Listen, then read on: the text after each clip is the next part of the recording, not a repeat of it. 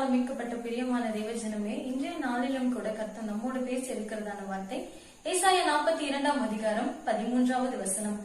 கர்த்தர் பராக்கிரமசாலியை போல் புறப்பட்டு யுத்த வீரனை போல் வைராக்கியம் உண்டு முழங்கி கிரச்சித்து தம்முடைய சத்துருக்களை மேற்கொள்ளுவார். ஆம் தேவஜனமே, நம்ம வேதத்துல அநேக யுத்தங்களை பார்க்கிறோம். ஆனா எல்லா யுத்தத்திலும் கர்த்தரே யுத்தம் பண்ணி தம்முடைய ஜனத்துக்கு அவர் வெற்றியை தருகிற தகப்பனா இருக்காருங்க. அதாவது தம்முடைய ஜனங்களை எதிர்த்து வருகிற சத்துருவை அவர் எப்படி மேற்கொள்ளுவாருன்னா, யுத்த வீரனை போல கர்ஜிக்கிற சிங்கம் போல வைராக்கியம் கொண்டவராய் தன்னுடைய பிள்ளைக்கு எதிராக வருகிற சத்துருவை கர்த்தர் மேற்கொள்ளுவாருங்க. நீங்க எசேக்கியாவோட ஆட்சி செய்கிற அந்த வாழ்க்கையை நீங்க எடுத்து பார்க்கும் பொழுது, எசேக்கியா ஆட்சி செஞ்சு கொண்டிருக்கிறார். அப்பொழுது அசீரிய ராஜாங்கிற ஒரு ராஜா எசேக்கியாவுக்கு விரோதமாக படையெடுத்து வருகிறார். அவர் வந்துட்டு எசேக்கியா அந்த எருசலேமுக்கு முன்பாக இருக்கிறதான அந்த துறையில நின்னுட்டு எசேக்கியாவுக்கு பயப்படுகிறபடியாக அநேக வார்த்தைகளை அந்த அசீரிய ராஜா தன்னுடைய சேனை தலைவர்கள் அனுப்பி பேசுகிறத நம்ம பார்க்கிறோங்க.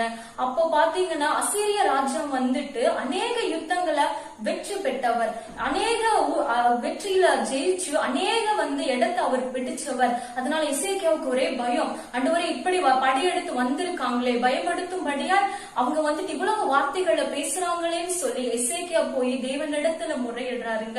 ஆனா தேவன் சொல்றாரு, நீ அவர்களுக்கு பயப்பட வேண்டாம், அவர்கள் உன்னுடைய எல்லையில உன்னாலைய முடியாது, ஏன்னா நான் உங்களுக்காக யுத்தம் செய்கிறேன்னு சொல்லி கர்த்தரே அந்த இடத்துல யுத்தம் பண்ணி எசேக்கியாவுக்கு அவர் வெற்றியை தருகிற அந்த ஒரு நம்ம சூழ்நிலையை நம்ம பார்க்கிறோங்க.